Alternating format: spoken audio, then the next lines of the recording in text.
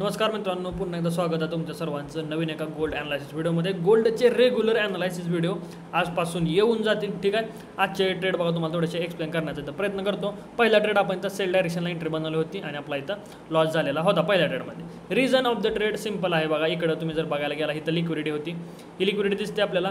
ही liquidity मार्केटनं इथं घेतलेली आहे. लिक्विडिटी घेतली, त्याच्यानंतर ते लो ओव्हरलोचं स्ट्रक्चर बनलं, नंतर रिट्रेसमेंटला गेलं, वरती एंट्री घ्यायची होती, थोडीशी मिस झाली, लोन निघताना घ्यावं म्हणलं.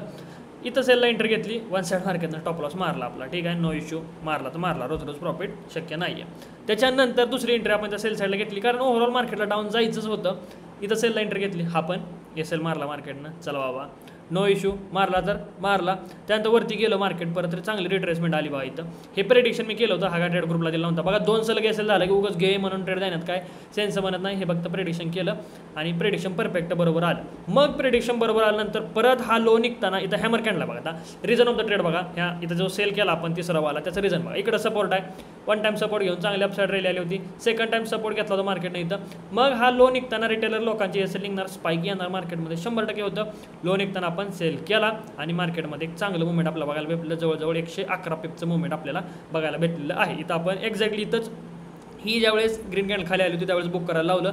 रिझन काय होतं बुकिंग करण्याचं बघा. इकडे एक चांगलं असं 1 2 3 लो लागले होते, ते पण चांगल्या सेलिंगमध्ये. मग रिटेलर लोक इथं खाली लो निघल्यानंतर सेल साईडला ॲक्टिवेट होऊ शकत होतात.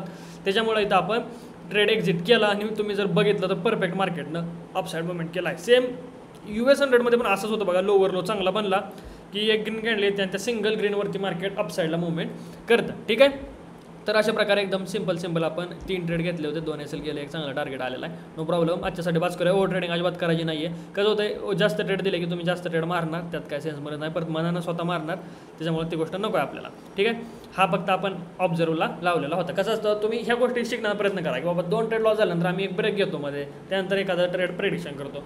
असं प्रेडिक्शन तुम्ही पण करायला शिकायला. नाही तर उगाच लॉस झाला तरी पण ट्रेड मारता. सपोज करा इथं मारला असता हा ट्रेड आणि हा पण लॉस गेला असता, तर मग डोकं फिरून डायरेक्टली फोडाफोडी करायचं बंद झालं असतं. त्याच्यामुळे हे आपण फक्त प्रेडिक्शन लावलं होतं.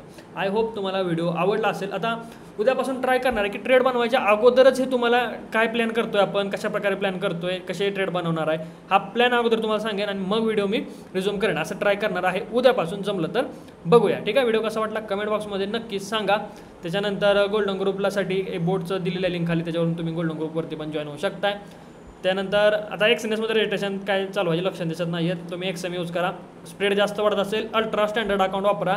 अल्ट्रा स्टँडर्डच्या अकाउंटचा व्हिडिओ पण बघा, ह्याच्या आधी अपलोड केला आहे, तो चेक करून घ्या तुम्ही सगळेजण आपल्या यूट्यूबवरती. ओके, व्हिडिओ कसा वाटला कमेंट बॉक्समध्ये सांगा. भेटूया नेक्स्ट व्हिडिओमध्ये.